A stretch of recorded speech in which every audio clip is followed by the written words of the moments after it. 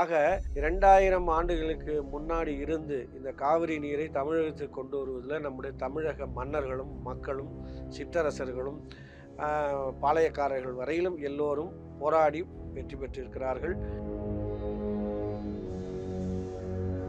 காவிரியிலே கல்லணை கட்டிய கரிகால் பெருவளத்தான் என்று அழைக்கப்படுகின்ற சோழ மன்னன் அந்த குடகு மலையிலிருந்து வருகின்ற தண்ணீரை தமிழ்நாட்டுக்கு விவசாயத்தை பெருக்கி நீர்ப்பாசனத்தை கொண்டு வருவதற்காக அப்பொழுது மைசூர் வரை சென்று அந்த பகுதிகளெல்லாம் தன் எல்லைக்குள்ளே கொண்டு வந்து அரசாட்சி செய்தார்.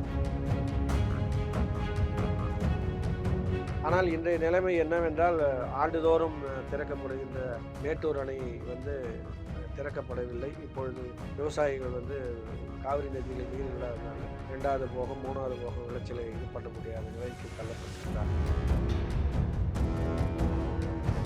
2013 413 டிஎம்சி தண்ணீர் தமிழகத்துக்கு, கர்நாடகாவுக்கு 270 டிஎம்சியும், கேரளாவுக்கு 70 டிஎம்சியும், பாண்டிச்சேரிக்கு 7 டிஎம்சியும் ஒதுக்கீடு செய்யணும்னு சொல்லிட்டு 2013 ஒரு அறிவிப்பு வெளியிட்டாங்க.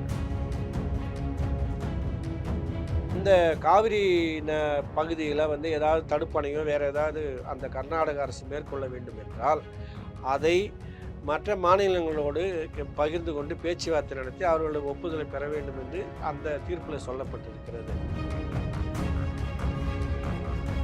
ஆனால் இதற்கிடையே ஆளுங்கட்சி தற்போது இருக்கின்ற முதலமைச்சர் விஜய் அவர்கள் இந்த ஆகஸ்ட் மாதம் 3ஆம் தேதி முதல் வாரத்தில் அந்த கர்நாடக முதலமைச்சர் அவர் சிவகுமார் அவரை சந்திக்கிறதுக்காக போக போகிறதாக ஒரு திட்டத்தை அறிவிச்சிருக்காங்க.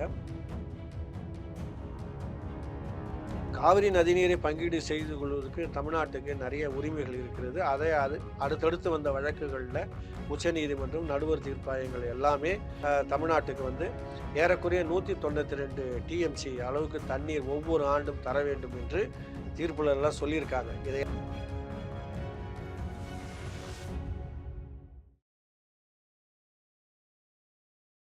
போர்வைக்கால அட்டகாச ஆடியோ ஆஃபர் ஸ்டார்ட் ஆகிருச்சு. போர்வைக்கால பொருட்கள் வாங்கி 1 கோடி மதிப்புள்ள கிஃப்ட்ஸ் வின் பண்ண வாய்ப்பை பெறுங்க. கிங் டிவி நேயர்களுக்கு வணக்கம். இன்றைய சிறப்பு நிகழ்ச்சியில் நம்முடன் இணைந்திருக்கிறார் மூத்த பத்திரிகையாளர் புகழேந்தி அவர்கள். வணக்கம் சார். வணக்கம்மா. எப்படி இருக்கீங்க? நல்லா இருக்கேம்மா. நீங்க எப்படி இருக்கீங்க? நல்லா இருக்கேன் சார். தமிழ்நாட்டுல மேஜரா இந்த ஒரு பிரச்சனையை தான் ரொம்ப தீவிரமா பேசிட்டு இருக்காங்க. கர்நாடகாவில் இருக்கக்கூடிய மேகதாது அணை பிரச்சனை தான். இதோட வரலாறு எப்படி ஸ்டார்ட் ஆச்சு சார்? இல்லை இப்பதான் இந்த பிரச்சனையை ஸ்டார்ட் பண்ணியிருக்காங்களா? இந்த மேகதாது அணை என்பது இப்போ பின்னாடி வந்த ஒரு பிரச்சனை. இதுக்கு முன்னால் 2000 ஆண்டுகளுக்கு முன்னால் தமிழ்நாட்டுக்கு காவிரி தண்ணீரை கொண்டு வருவதில் நம்முடைய சோழ மன்னர்கள், பாண்டிய மன்னர்கள்லாம் அப்போதிலிருந்து போராடி இருக்கிறார்கள்.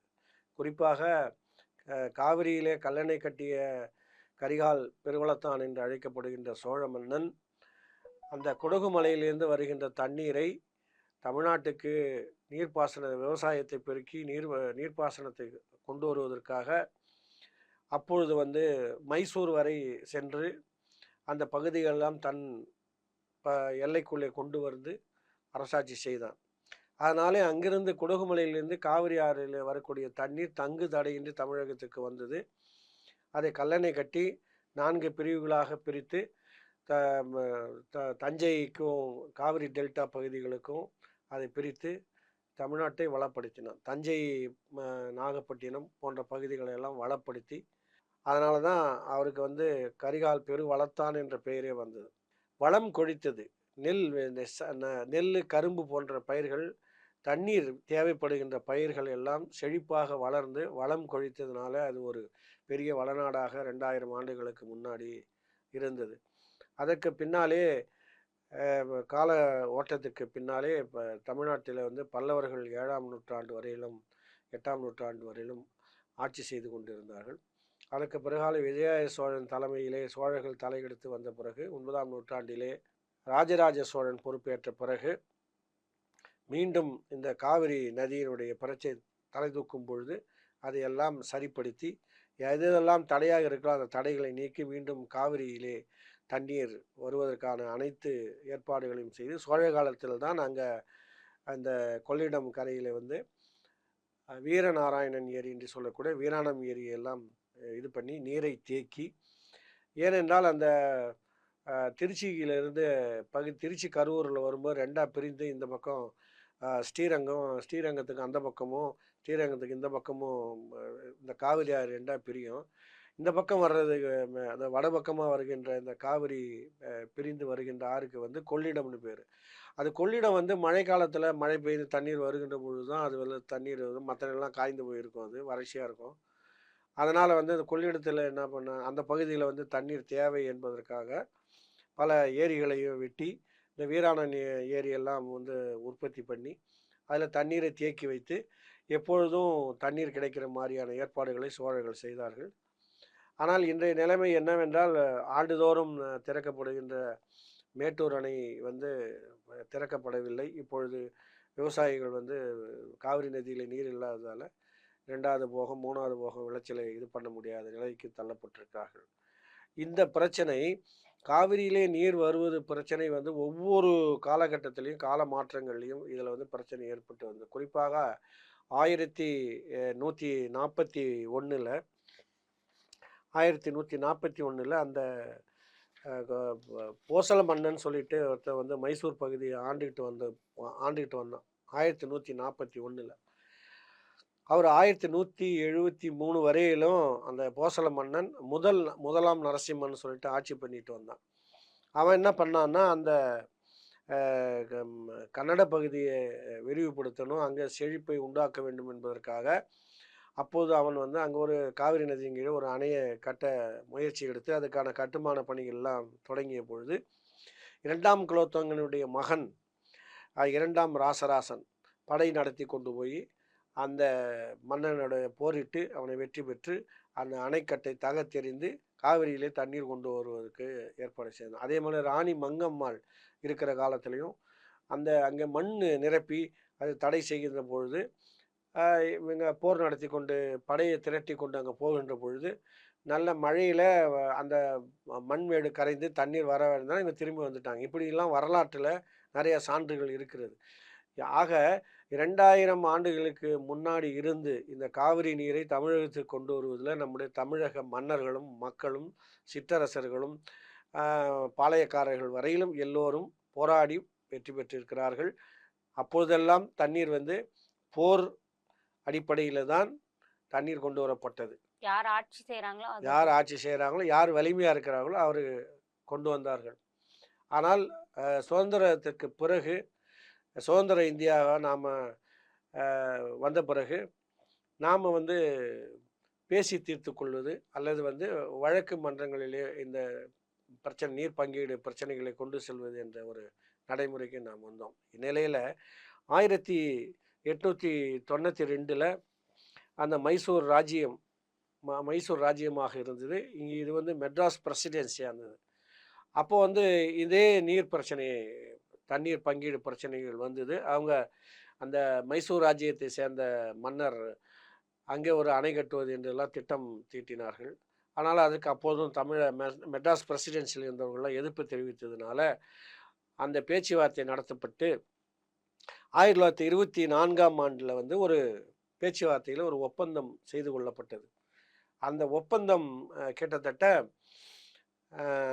50 ஆண்டுகளுக்கு இது செல்லுபடியாகும் என்று அந்த ஒப்பந்தம் செய்து கொள்ளப்பட்டது. அந்த ஒப்பந்தத்தில் கர்நாடகாவும் அப்போது இருக்கின்ற மைசூர் ராஜ்யமும் அப்போது இருந்த மெட்ராஸ் பிரசிடென்சி மாகாணமும் சொல்லக்கூடிய அந்த மெட்ராஸ் பிரசிடென்சியும் தண்ணீரை எப்படி காவிரி தண்ணீரை பங்கீடு செய்து கொள்வது என்பதெல்லாம் பேச்சுவார்த்தையில் பேசப்பட்டு அது வந்து அதில் என்னென்ன முறைகளை எல்லாம் நடவடிக்கைகள் எல்லாம் நாங்கள் கையாள வேண்டும், அதை எப்படியெல்லாம் செயல்படுத்த வேண்டும், எப்படி பின்பற்றணும் என்றெல்லாம் ஷரத்துகள்லாம் அதில் எழுதி 50 ஆண்டுகளுக்கு இது செல்லும். அதுக்கு பிறகு 50 ஆண்டுகளுக்கு பிறகு மீண்டும் 2 தரப்பாரும் கூடி பேசி மீண்டும் இந்த ஒப்பந்தத்தை புதுப்பித்து கொள்ள வேண்டும் என்று அந்த ஒப்பந்தத்தில் 1924ஆம் ஆண்டு ஒப்பந்தத்தில் எழுதி கொள்ளப்பட்டது. அதன்படி நடந்தது. அப்போ 50 ஆண்டுகள் கழித்து 1974 இந்த ஒப்பந்தம் முடிவுற்றது. ஆனால் அந்த ஒப்பந்தத்தில் என்ன செஞ்சாங்கன்னா, இந்த காவிரி நதி கர்நாடக பகுதியில் வந்து ஒரு 136 கிலோமீட்டர் அளவுக்கு அங்கே பாயுது. அந்த பகுதிகளில் ஏதாவது நீங்கள் கர்நாடகாவில் செய்து கொள்ள வேண்டும் என்றால் இந்த இவர்களையும் கலந்து ஆலோசிக்க வேண்டும் என்று அப்போது அவங்க அந்த பேச்சுவார்த்தையில் இருந்ததாக கூறப்படுகிறது. நான் அதை படித்து பார்க்கல. ஆனால் அது விரிவான டாக்குமெண்ட் வந்து எனக்கு வந்து இந்த மேட்டூர் அணைவரையிலும் உள்ள அந்த திட்டம் எப்படி பாசன திட்டம் எப்படி பகிர்ந்து கொள்ள வேண்டும் என்ற திட்டம் பற்றி ஒரு பொறியாளராகட்ட அந்த திட்ட அறிக்கை கொடுத்தாரு, வச்சுருக்கேன் நான். அதில் படித்த இந்த நினைவை வச்சு தான் நான் சொல்கிறேன்.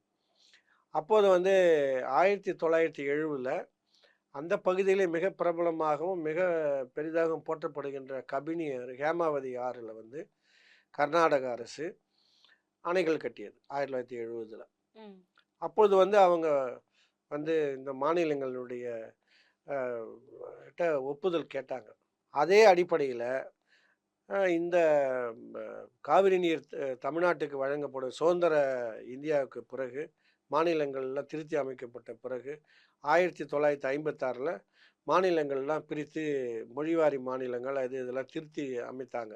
அப்பொழுது வந்து என்னன்னு கேட்டிங்கன்னா, அந்த மைசூர் ராஜ்யம் எல்லாம் பிரிக்கப்பட்டு ஆந்திரா தனி மாநிலமாகவும் தமிழ்நாடு தனி மாநிலமாகவும் கேரளா தனி மாநிலமாகவும் புதுச்சேரி வந்து யூனியன் பிரதேசமாகவும் அதில் பிரிக்கப்பட்டது.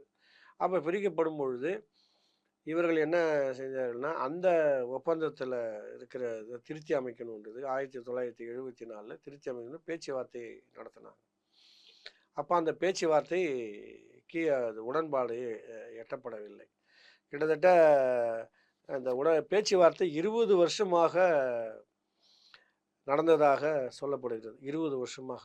அப்புறம் 1990 காவிரி நீர் தகராறு தீர்ப்பாயத்தை நீங்கள் அமைச்சிக்க வேணும்னு இந்திய அரசு வந்து உத்தரவிட்டதில் 1991 இதில் வந்து ஒரு இடைக்கால தீர்ப்பு வழங்கப்பட்டு அதை கர்நாடகா வந்து ஏற்றுக்குச்சு அதில் சொல்லப்பட்ட தீர்ப்பில். அப்புறம் 2007 இதில் மீண்டும் ஒரு பிரச்சனை வருகின்ற பொழுது 2007 ஒரு வழக்கு தொடர்படுத்தி இறுதி தீர்ப்பு வந்து தீர்ப்பாயம் வந்து வழங்கினாங்க. 2013 வந்து 413 டிஎம்சி தண்ணீர் வந்து தமிழகத்துக்கு, கர்நாடகாவுக்கு வந்து 270 டிஎம்சியும், கேரளாவுக்கு வந்து 70 டிஎம்சியும், பாண்டிச்சேரிக்கு 7 டிஎம்சியும் ஒதுக்கீடு செய்யணும்னு சொல்லிட்டு அந்த 2013 ஒரு இது அறிவிப்பு வெளியிட்டாங்க.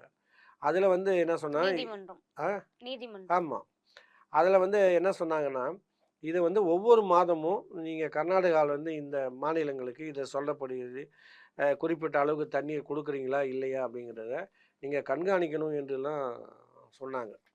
அதுக்கப்புறம் ஏற்பட்ட திரும்பவும் இதில் வந்து பிரச்சனை ஏற்படும்போது அவங்க என்ன சொன்னாங்க, வழக்கு வந்து திரும்ப வந்து 2018 பிப்ரவரி மாதம் வந்து நடுவர் நீதிமன்றம் வந்து இதில் வந்து தீர்ப்பு வழங்கியது. அந்த தீர்ப்பு வந்து உச்சநீதிமன்றத்துக்கு அந்த இது எடுத்து உச்சநீதிமன்றம் அந்த தீர்ப்பை ஏற்றுக்கொண்டு நடுவர் மன்றம் வழங்கிய தீர்ப்பில் என்ன சொல்லியிருக்காங்களோ அதுபடி நீங்கள் நடங்கன்னு சொல்லிட்டாங்க. என்ன சொன்னாங்க சார்? அதில் வந்து என்ன சொன்னாங்க என்பது என்னன்னு கேட்டிங்கன்னா, 192 டிஎம்சி கொடுக்கணும்னு சொன்னாங்க. கட்டாயமாக நமக்கு 192 டிஎம்சி கொடுக்கணும். ஆனால் வந்து 179 டிஎம்சி தான் நமக்கு கொடுக்குற மாதிரியான சூழ்நிலை ஏற்பட்டது. ஆனால் அதுவும் சரியாக வரலை. இப்போ இந்த ஆண்டுலாம் வரலை. இப்போ இதில் இந்த தீர்ப்பு வந்து 15 வருஷம் நடைமுறையில் இருக்கணும்னு சொன்னாங்க 2018 தீர்ப்பில். இதுக்கிடையில் வந்து இவர்கள் வந்து கர்நாடகாவில் இந்த மேகேதாட்டு, அந்த மேகேதாட்டு என்பது என்னன்னு கேட்டிங்கன்னா, அந்த ராம்ராஜ் நகர்னு ஒரு பகுதி இருக்குது. அந்த ராம்நகர் பகுதியில் காவிரி நதி வந்து அங்கே இந்த சிவசமுத்திரம் நீர்வீழ்ச்சி கிட்ட வந்து இந்த காவிரி நதி 2ஆக பிரிகிறது. அப்போ இந்த ராம்நகர்கிட்ட வரும்பொழுது அது ரொம்ப குறுகலாக அந்த இடம் இருக்கும். அது வந்து ரொம்ப குறுகலாக இருக்கும். அதே சமயத்தில் பாறைகள் ரொம்ப ஆழமாக இருக்கும் தண்ணீர் போகிற மாதிரி. ஆனால் ரொம்ப குறுகலாக அந்த ஆறு போகணும்.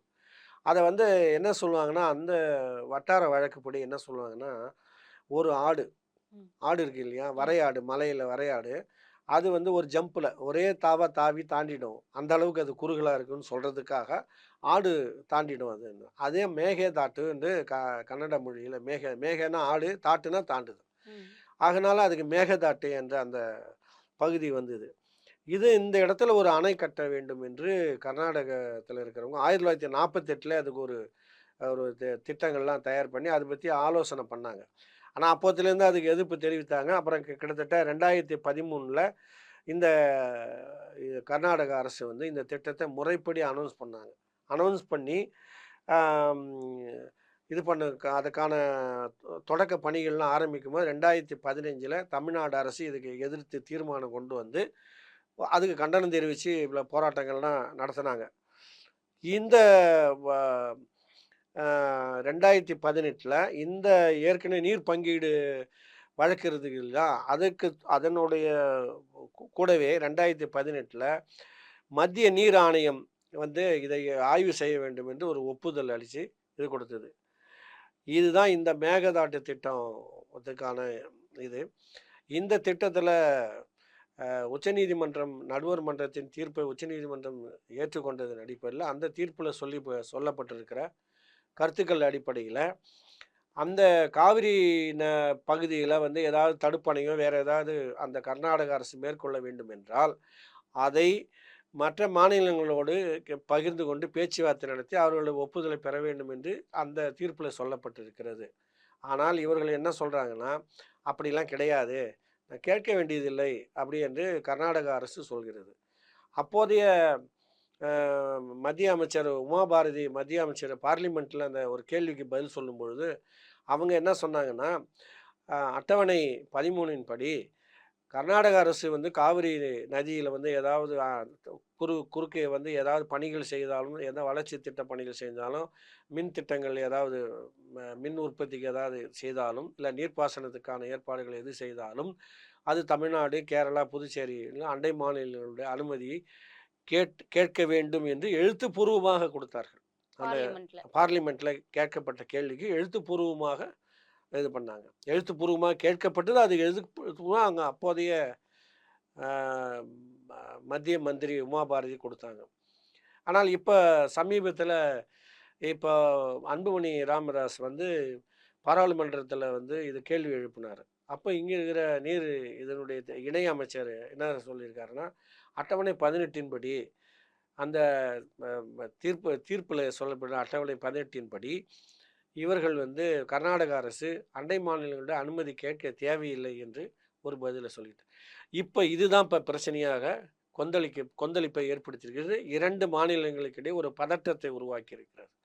இதற்கு இங்கே இருக்கின்ற ஆளுங்கட்சி தவிர மற்ற கட்சிகள், இடதுசாரி கட்சிகள், கம்யூனிஸ்ட் கட்சிகள், மற்ற விடுதலை சிறுத்தை கட்சிகள் எல்லோருமே வந்து கண்டனம் தெரிவிக்கிறார். திமுக கட்சி உட்பட கண்டனம் தெரிவிக்கிறார்கள். இது வந்து மீண்டும் வழக்குக்கு போகணும்னு சொல்கிறாங்க. இது திமுகவுடைய மூத்த அமைச்சர் துரைமுருகன் கிட்ட கேட்கும்பொழுது அவர் ஒரு சமீபத்தில் ஒரு பேட்டியில் சொல்லியிருக்காரு. அவர் என்ன சொல்லியிருக்காருன்னா, பார்லிமெண்ட்டில் அந்த அமைச்சர் சொன்ன பதிலே போதும், அதை வச்சு நம்ம கோர்ட்டுக்கு போய் இது வந்து அந்த தீர்ப்பில் சொல்லியிருக்கிற இதையும் ஒப்பிட்டு காட்டி நம்ம வழக்கு மன்றத்துக்கு போகணும், இதை விடக்கூடாது என்று அவர் சொல்லியிருக்காரு. முன்னாள் முதலமைச்சர் ஸ்டாலினும் இது வந்து திரும்ப இது வந்து வழக்குக்கு போகணும், இதை வந்து விடக்கூடாது, இதை வந்து இது பண்ணணும்னு சொல்லியிருக்கார். ஆனால் இதற்கிடையே ஆளுங்கட்சி இப்போ தற்போது இருக்கின்ற முதலமைச்சர் விஜய் அவர்கள் வந்து இந்த ஆகஸ்ட் மாதம் 3ஆம் தேதி முதல் வாரத்தில் அந்த கர்நாடக முதலமைச்சர் அவர் சிவகுமார் அவரை சந்திக்கிறதுக்காக போக போகிறதாக ஒரு திட்டத்தை அறிவிச்சிருக்காங்க. இதற்கிடையே இன்றைக்கு பார்லிமெண்ட்டில் பேசி கூட்டத்தொடருக்கு பிறகு இப்போ காலையில் வந்து டெல்லியில் வந்து அந்த கர்நாடக முதலமைச்சர் வந்து அவர்களுடைய எம்பிக்கள் கூட்டத்தை எல்லாம் கூட்டியிருக்காங்க. அதில் பிஜேபி அமைச்சர்களும் மத்திய அமைச்சர்களும் மற்றும் எல்லோரும் கலந்துட்டு அதில் அவர் என்ன சொல்லியிருக்காருன்னா, வந்து முதலமைச்சர் தமிழ்நாட்டினுடைய முதலமைச்சர் என்கிட்ட தொலைபேசியில் பேசிட்டாரு, நாங்கள் இது குறித்து நாங்கள் பேசிவிட்டோம் என்று இப்போ காலையில் பேட்டி கொடுத்துருக்காரு. இந்த நிலையில் ஆளும் கட்சி வந்து இந்த பிரச்சனையை வந்து பேச்சுவார்த்தை நடத்துவதை விட இது வழக்கு மன்றத்துக்கு கொண்டு போகணும் என்று எல்லா கட்சிகளும் கருத்து தெரிவிச்சிருக்காங்க. இது இனிமேல் என்ன நடக்கும் என்பதை பார்க்கணும். ஆனால் இது காவிரி நதிநீர் பிரச்சனை வந்து 1924 ஏற்படுத்தி கொண்ட ஒப்பந்தம் 74 வரையில் நடந்த இந்த ஒப்பந்தத்தின் அடிப்படையில் காவிரி நதிநீரை பங்கீடு செய்து கொள்வதற்கு தமிழ்நாட்டுக்கு நிறைய உரிமைகள் இருக்கிறது. அது அடுத்தடுத்து வந்த வழக்குகள்ல உச்சநீதிமன்றம், நடுவர் தீர்ப்பாயங்கள் எல்லாமே தமிழ்நாட்டுக்கு வந்து ஏறக்குறைய 192 டிஎம்சி அளவுக்கு தண்ணீர் ஒவ்வொரு ஆண்டும் தர வேண்டும் என்று தீர்ப்புலலாம் சொல்லியிருக்காங்க. இதையெல்லாம் மீறி கர்நாடக அரசு இப்போ செயல்படுவதாக எதிர்க்கட்சிகளும் மற்ற கட்சிகளும் கண்டனம் தெரிவிச்சிருக்காங்க. ஆனால் நமக்கு இந்த இந்த காவிரி நதி நீரை நாம் பெறுவதற்கு நமக்கு உச்சநீதிமன்ற தீர்ப்பின்படியும் நடுவர் மன்ற தீர்ப்பின்படியும் முழு உரிமை இருக்கிறது என்பதை இதன் மூலம் நான் தெரிவிச்சுக்கிறேன். இப்போ கர்நாடக அரசு அங்க அணை கட்டுறதுக்கு தீவிரம் காட்டுறது என்ன சார்? அவங்களுக்கு என்ன அதனால பலன்கள் இருக்கு? இல்ல அங்க மேகதாட்டு பகுதியில அவர்கள் ஏன் வந்து மேகதாட்டு அணை கட்டுறாங்கன்னா 3 விஷயமா. 1 நீர்ப்பாசனம். அப்புறம் வந்து முதல்ல நம்ம இந்தியாவிலேயே நீர்மின் திட்டம் 1902ல காவிரி இதில தான் கட்டி ஸ்டார்ட் பண்ணாங்க. ஸ்டார்ட் பண்ணாங்க. இந்த இந்தியாவிலேயே முதல் இது 1902ல தான் பண்ணது. நீர்மின் திட்டம். அதுக்கு பிறகு நிறைய நீர்மின் திட்டங்கள்லாம் அந்த மேட்டூர்ல வந்துருச்சு. எல்லா இடத்துலயும் வந்துடுச்சு. இப்போ வந்து மேகதாட்டு பகுதியில வந்து அந்த உள்ளூர்ல மின் வசதிகளுக்காகவும் ஒரு மின் உற்பத்தி ஒரு திட்டத்தை கொண்டு வந்திருக்காங்க. அடுத்தது நீர்ப்பாசனம். இந்த இது. மற்றது வந்து மற்ற பணிகளுக்காக குடிநீர் அது இதுக்காகவும். இந்த 3 வசதிகளுக்காகத்தான் இந்த மேகதாட்டு அணை கட்டப் போவதாக கர்நாடக அரசு அந்த திட்டத்தில் தெரிவிச்சிருக்கிறது. இதற்கிடையே மத்திய அரசில் அவங்க கொடுத்த திட்ட அறிக்கையை மத்திய அரசு பரிசீலனை செய்து அதில் இருக்கின்ற சில அம்சங்களை வந்து மத்திய அரசினுடைய அந்த நீர் மேலாண்மை அந்த இதுக்கு நீர் பங்கீடு மற்றும் அந்த தீர்ப்பாயத்துக்கும் இதில் சொல்லப்பட்டிருக்கின்ற விதிகளுக்கு சில திருத்தங்கள் அதுபடி சரியாக வரலை. அதனால் அது திருத்தங்களை செய்து நீங்கள் அதை திருத்தி கொண்டு வாங்கன்னு 2019 அதை திருப்பி அனுப்பினாங்க. இப்போ அதை வந்து அவர்கள் கர்நாடக அரசு அதுக்கான பணிகளை செஞ்சுக்கிட்டு இருக்காங்க.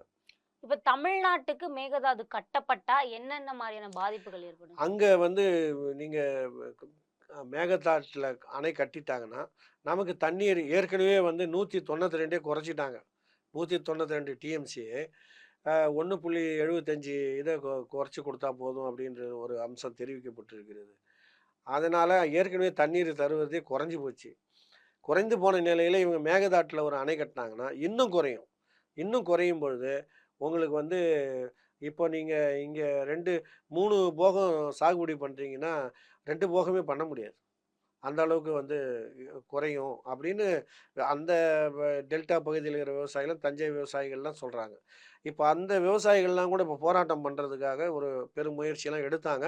அது அரசு ஏதோ தடை அதை செய்திருப்பதாக ஒரு செய்திகள்லாம் வந்திருக்கிறது. இப்போ ஏற்கனவே அரிசியோட விலை வந்து ஏறி இருக்கு அப்படின்னு சொல்றாங்க. குறிப்பா சொல்லப்போனா கர்நாடக பொன்னி அப்படின்னு சொல்லக்கூடிய சீரக சம்பால 200ல இருந்து 300 ரூபாய் வரைக்கும் விலையேற்றம் கொடுத்துருக்காங்கல்ல சார். இப்போ தண்ணி பிரச்சனை வந்துச்சுன்னா கண்டிப்பா அரிசி விலை ஏறுமா? ஆமாம். தண்ணீர் பிரச்சனை வந்ததுன்னா நம்ம தென்பகுதியில் வந்து விளைச்சல் கண்டிப்பாக குறையும். ஏன்னா இங்கே வந்து நம்ம தமிழ்நாட்டில் கிட்டத்தட்ட பிரிட்டிஷ் காலத்தில் வந்து அவங்க ரெக்கார்டில் என்ன சொல்லியிருக்காங்கன்னா ஒரு ரெக்கார்டில் வந்து 3 மில்லியன் அப்படின்னா 30 லட்சம் ஹெக்டேர். இவங்க என்ன சொல்கிறாங்க 44,400 ஹெக்டேர்னு இப்போ சொல்கிறாங்க. அவ்வளோ நிலப்பகுதியில் விளைச்சல் வந்து பாதிக்கப்படும். இப்போ ஏற்கனவே வந்து நகரமயமாக்கலில் வந்து பல பகுதிகளெலாம் விளைநிலங்களும் மற்ற நிலங்கள் பகுதிகளெலாம் வீடு கட்டு மனை வந்து ரியல் எஸ்டேட்டை மாறிட்டு வர இந்த காலத்தில் இருக்க வந்து இது இன்னொன்று ஐடி செக்டார்லாம் இப்போ வந்து பெருகிட்டு வருது. எல்லோரும் விவசாயம் செய்கிறத விரும்பலை. எல்லோரும் ஐடி செக்டாருக்கு படிச்சுட்டு பிஇ படிச்சுட்டு எல்லாம் அந்த வேலைக்கு போகலாம் மற்ற வேலைக்கு போகலாம் அப்படின்றது. இன்னொன்று பார்த்தீங்கன்னா ஒரு குறிப்பாக ஒன்று சொல்கிறீங்க இல்லைங்க, அமெரிக்காவில் ஒரு புள்ளி விவரம் வெளியிட்டிருக்காங்க. என்னான்னு கேட்டிங்கன்னா அமெரிக்காவினுடைய மொத்த தங்க கையிருப்பு 8000 டன்னு 8000 மெட்ரிக் டன்னோ இன்னும் ஒரு அளவு அந்த அளவு இப்போ வந்து மற்ற நாடுகளில் எவ்வளோ தங்கம் கையிருப்பு வச்சுருக்காங்கன்னா ஒரு சர்வே பண்ணியிருக்காங்க. அதாவது ஒரு தகவல் ஒரு செய்தி படித்தேன். அதில் தமிழ்நாட்டில் 7000 மெட்ரிக் டன் அளவுக்கு நம்ம தமிழ் மக்களிடத்தில் அது நகைகளாக இருக்குது. அப்படி வராது. ஆமாம். இது வீட்டில் பெண்கள் வாங்கி வச்சு அவங்க வீட்டில் வச்சுருக்கிற உபயோகத்துக்காக வச்சுருக்கிற தங்கத்தின் அளவு 7000 மெட்ரிக் டன் அளவுக்கு இருப்பதாக அவங்க கணக்கு எடுத்துக்கிறாங்க. எப்படி இவ்வளோ இது வந்தது அப்படின்னு பார்க்கின்ற பொழுது அதாவது பொருளை வாங்கும் திறன் பர்ச்சேசிங் கெப்பாசிட்டி வந்து அவர்களுக்கு வந்து அதிகரித்து விட்டதுனால இந்த நகைகள் வாங்குவது, வீடு வாங்குவது இது மாதிரியான செலவினங்களை அவர்கள் பயன்படுத்துவதன் மூலமாக அந்த 1989லேருந்து இன்றைய வரையிலும் உள்ள இந்த காலகட்டத்தில் தமிழ்நாட்டில் அந்த 7000 மெட்ரிக் டன் அளவுக்கு தங்கம் கையிருப்பு நம்ம தமிழ் மக்கள் எடுத்து இருப்பதாக அமெரிக்க அரசு ஒரு ஒரு சர்வே சர்வே பண்ணி ஒரு புள்ளி விவரங்களை வெளியிட்டிருக்காங்க. அப்போ அந்த அளவு பார்க்கும்போது நம்ம வளர்ந்துருக்கிறோம். எதில் வளர்ந்துருக்கிறோம்னா வேலை வாய்ப்புகளை பெறுவதில் நாம் வளர்ந்துருக்கிறோம். இல்லை விவசாயம் வந்து குறைந்து கொண்டே வருகிறது. விவசாயத்தினுடைய பரப்பு விவசாய வேலை செய்வதற்கு ஆள் இல்லை. அந்த விவசாயம் செய்வதற்கான நிலப்பரப்பு குறைந்து கொண்டு வருகிறது. அப்போ நிறைய இடங்கள்ல விவசாயம் செய்ய முடியாம கிடக்குது. இந்த நிலைமையில பருவமழையும் ஒரு இல்லை இந்த நிலைமையில நமக்கு விளைச்சல் குறைவாக இருக்கிறது ஒன்று. இரண்டாவது பருவமழை பொய்த்தது. இப்பொழுது வந்து பார்த்தீங்கன்னா இப்போ கடுமையான வெயில் வந்து இப்போ நிறைய கடும் வறட்சி பல இடத்துல. ஆனால் நமக்கு இந்த ஆண்டு வரக்கூடிய 2026 வரக்கூடிய அக்டோபர் வடகிழக்கு பருவமழை எப்படி இருக்குன்னு கணிக்க முடியாத அளவுக்கு இந்த எல்நிலோ பிரச்சனை ஒன்று. இது வறட்சி ஏற்பட்டதுன்னா மேலும் வறட்சி வரும். அப்போ வந்து நெல் விளைச்சல் நமக்கு எல்லா விளைபொருளுமே நமக்கு வந்து குறையும். விளைச்சல் குறையும் பொழுது பற்றாக்குறை ஏற்படும். அதனால் வந்து ஏற்படும். அந்த நிலைமை தான் இப்பொழுது. அந்த அடிப்படையில் அரிசியினுடைய விலை ஏறி இருக்கிறது. நீங்கள் இப்போ ஆந்திராவில் வடபெண்ணை எல்லாம் பார்த்தீங்கன்னா வடபெண்ணை ஸ்ரீசைலத்துலேருந்து தண்ணீர் வருது. அந்த பகுதியில் வந்து இந்த நல்ல நெல் விளைச்சல் இருக்குது. நீங்கள் இங்கேருந்து போனீங்கன்னா இப்போ இங்கே சென்னைக்கு அருகில் செங்குன்றம் பகுதியில் பார்த்தீங்கன்னா புழல் செங்குன்றம் பகுதியில் பார்த்தீங்கன்னா நிறைய அரிசி மண்டி வச்சு அந்த அரிசி மண்டியில் எல்லாமே இருக்கின்ற பார்த்தீங்கன்னா ஆந்திரா பொன்னி நிறைய வரும். ஏன்னா வடபெண்ணை ஆற்றில் விளைச்சல் அதிகமாக இருப்பதுனால அது வந்து ஏன் அது விளைச்சல் அங்கே அதிகமாக இருக்குன்னா எம்ஜிஆர் முன்னாள் முதலமைச்சர் எம்ஜிஆரும் அங்கே ஆந்திராவில் ராமாராவ் என்டி ராமாராவ் அவர்களும் முதலமைச்சராக இருக்கும்பொழுது அங்கே ஒரு ஒப்பந்தம் போட்டாங்க. என்ன ஒப்பந்தம் போட்டாங்கன்னா தெலுங்கு கங்கை திட்டம், கிருஷ்ணா நதி நீரை தமிழகத்துக்கு கொண்டு வந்து பூண்டி ஏரியிலேருந்து கொண்டு வந்து சென்னைக்கு கொண்டு வந்து குடிநீர் பிரச்சனையை தீர்ப்பதற்காக அந்த தெலுங்கு கங்கை திட்டம் கொண்டு வரப்பட்டது. அந்த தெலுங்கு கங்கை திட்டம் தமிழ்நாட்டுக்கு தண்ணீர் கொடுப்பது மட்டும் அதனுடைய நோக்கம் அல்ல. அது வருகின்ற வழியில் ஆந்திர பகுதிகளில் அது விளைவுகளுக்கும் குடிநீருக்காகவும் பயன்படுத்துவதற்காகவும் அந்த திட்டத்தில் அந்த ஒப்பந்தத்தில் போட்டு அப்பொழுது 999 கோடி என்னவோ அது திட்டம் ஆரம்பித்து அந்த திட்டம் இது பண்ணி அது எப்படி வருதுன்னா ஸ்ரீசைலத்துலேருந்து நேராக இதுக்கு வரும் வடபெண்ணை ரிவர். அங்கே ஒரு அணை இருக்குது. அந்த அணையில் வந்து நீர் தேக்கிட்டு அங்கேருந்து பிரித்து கண்டலேறு அணைக்கு கண்டலேரில் ஒரு ரிசர்வாயர் கட்டி அங்கே ஒரு தண்ணீரை சேமித்து அங்கேருந்து 152 கிலோமீட்டர் தொலைவு பூண்டி இல்லை இந்த ஊத்துக்கோட்டையில் 0 பாயிண்ட் அங்கே கொண்டு வந்து தண்ணீரை கொண்டு வந்து அங்கேருந்து பூண்டியில் நிரப்பி அங்கேருந்து சோழவரத்துக்கு வந்து இப்படி வருது. அந்த தண்ணீர் இங்கே வருது. நமக்கு இதுக்கு வருகின்ற வழியில் அவர்கள் ஆந்திர பகுதிகளில் அந்த தெலுங்கு கங்கை கால்வாய் இருக்கு இல்லையா, அதை கிட்டத்தட்ட 1500 டிஎம்சி 2000 டிஎம்சி தண்ணீர் வர அளவுக்கு அகண்ட பண்ணியிருக்காங்க. அந்த கால்வாயிலிருந்து கிளை கால்வாய்களை உருவாக்கி திருப்பதி, ரேணிகுண்டா, அப்புறம் நெல்லூர் இந்த பகுதிகள் எல்லாமே வந்து தண்ணீரை பாசனத்துக்கு இது பண்ணி அவங்க வடபெண்ணை ரிவேர்லையும் தண்ணீர் விட்டு அந்த வடபெண்ணையை ஒட்டி இருக்கின்ற நிலப்பகுதிகள்லாம் பாசனத்தை ஏற்படுத்தி செழுமைப்படுத்திட்டாங்க. இப்போ பார்த்தீங்கன்னா அதை ஒட்டி இருக்கிற பகுதிகளில் இப்போ விளைச்சல் அதிகம், நெல் விளைச்சல் அதிகம். நீங்கள் இதை விட அரிசி நீங்கள் ஆந்திராவில் கம்மி. ஆனால் நம்ம இதில் கம்மியானது காரணம் நம்ம இதில் வந்து விவசாயம் குறைஞ்சி போச்சு. இன்னொன்று வறட்சியும் ஒரு காரணம், பருவமழை பொய்த்தது காரணம். இதுதான் வந்து இந்த காரணம் கர்நாடகாவுக்குள்ளும் அரிசி விலையேற்றதுக்கு காரணமாக சொல்லப்படுது. இதெல்லாம் வந்து நான் சொல்லலை. இதெல்லாம் அந்த விவசாயத்தில் இருக்கிற விவசாய சங்க தலைவர்கள் அவர்கள் சொன்ன தகவல்களை தான் நான் கேட்டு சொல்கிறேன். நான் இன்னொன்று அது மத்திய அரசு மாநில அரசுகளினுடைய வேளாண்மை பட்டியலில் ஒவ்வொன்றும் சட்டமன்றத்திலையும் பார்லிமெண்ட்லையும் இருக்கும்போது ஒவ்வொரு ஆண்டும் எவ்வளோ இந்த ஆண்டு விளைச்சல் வந்திருக்கிறது, பயிர் விளைச்சல் வேளாண்மை மூலம் எவ்வளோ வருவாய் வந்திருக்கு, எவ்வளோ விளைச்சல் வந்திருக்குது அவங்க படிக்கிறாங்க. அது கொள்கை விளக்க குறிப்பில் வந்துடும். நீங்கள் அதிலே பார்த்துக்கலாம். நீங்கள் தொடர்ந்து பேசுவோம் சார். இதுவரை எங்களுடன் பல்வேறு கருத்துக்களை பகிர்ந்தமைக்கு நன்றி. ரொம்ப நன்றிம்மா. வணக்கம். போர்வைக்கால அட்டகாச ஆடியோ ஆஃபர் ஸ்டார்ட் ஆகிருச்சு. போர்வைக்கால பொருட்கள் வாங்கி 1 கோடி மதிப்புள்ள கிஃப்ட்ஸ் வின் பண்ண வாய்ப்பை பெறுங்க.